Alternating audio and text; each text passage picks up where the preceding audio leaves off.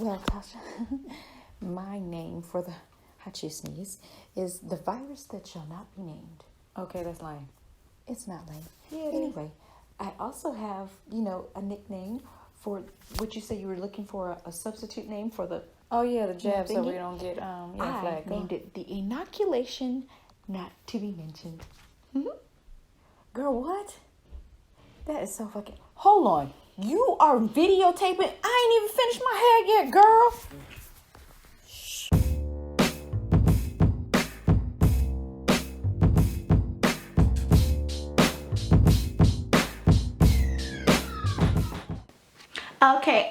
Okay, all right. Psych.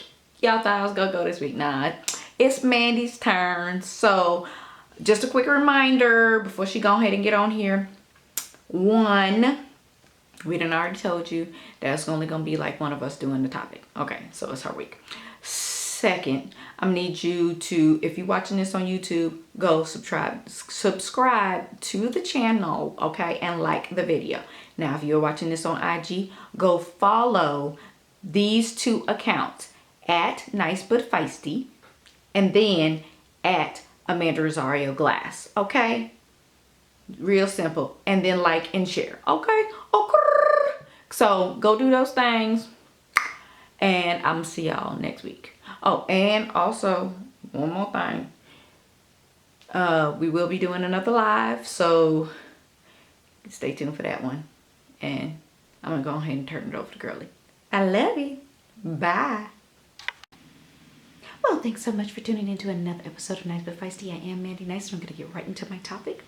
This article actually comes from NPR, and it's entitled "The WHO's Chief Says It Was Premature to Rule Out a Lab Leak as the Pandemic's Origin."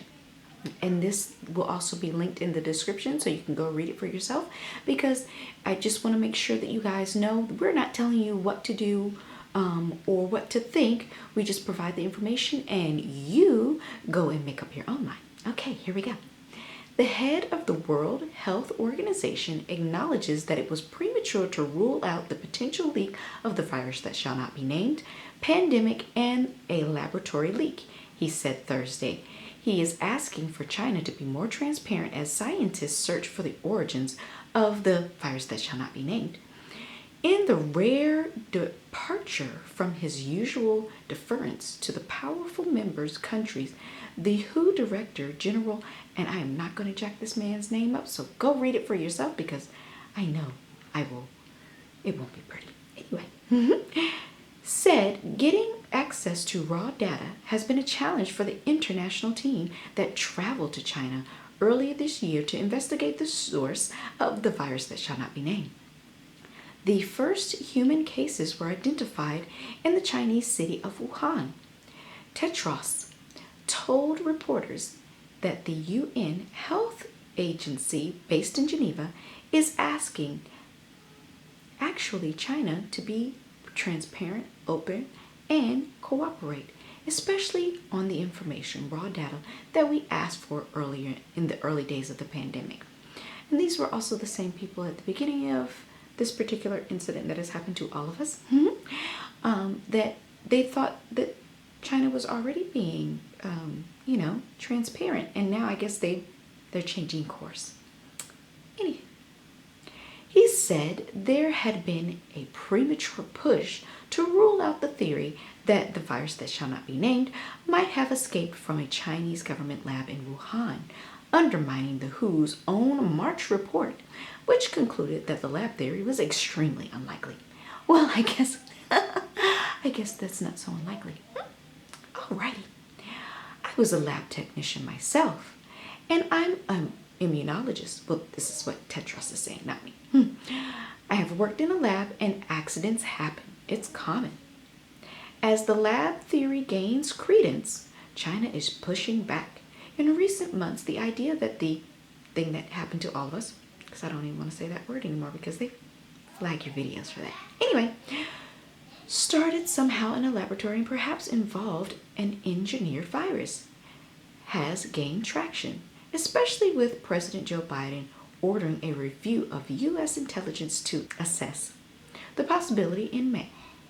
China has struck back aggressively, arguing that attempts to leak the origins of the virus that shall not be named to a lab were politically motivated, and suggesting that the virus may have started abroad.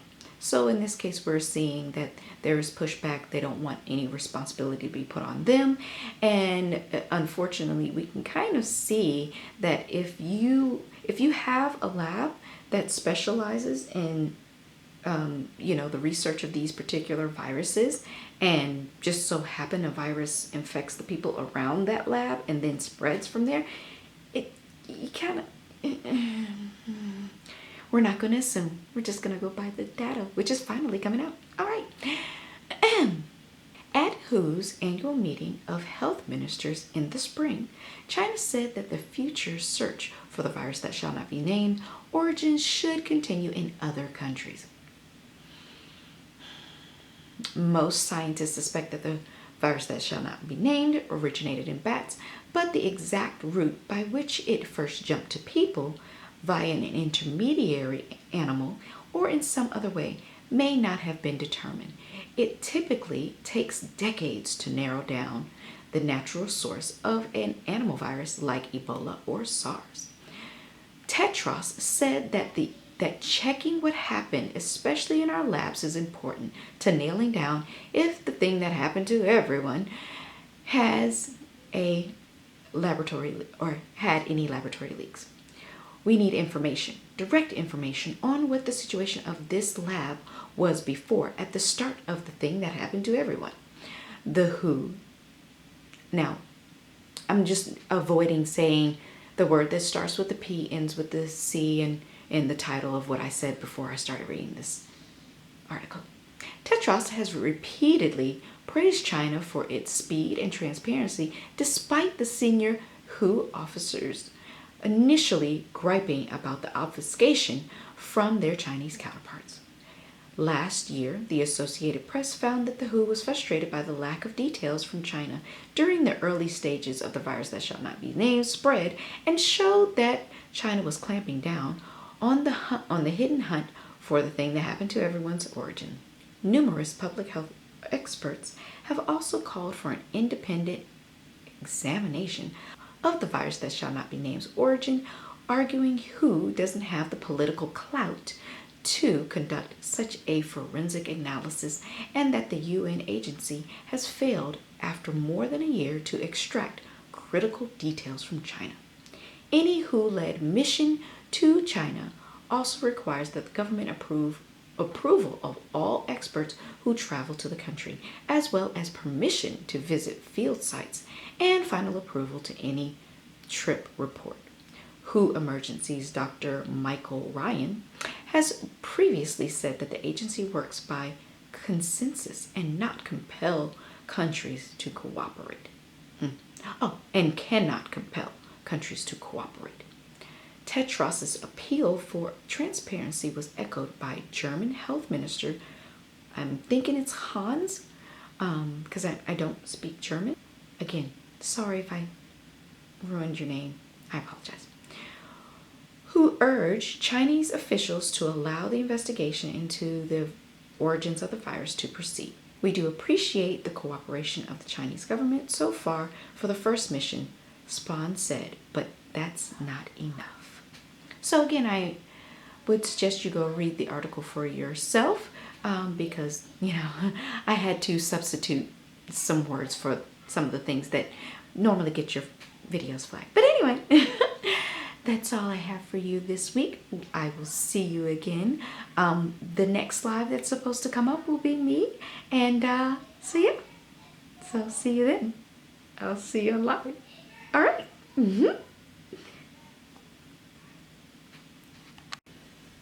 Well, thanks so much for tuning in to another episode of Nice but Feisty with Mandi Nice and Tasha Feisty. Ooh, ooh,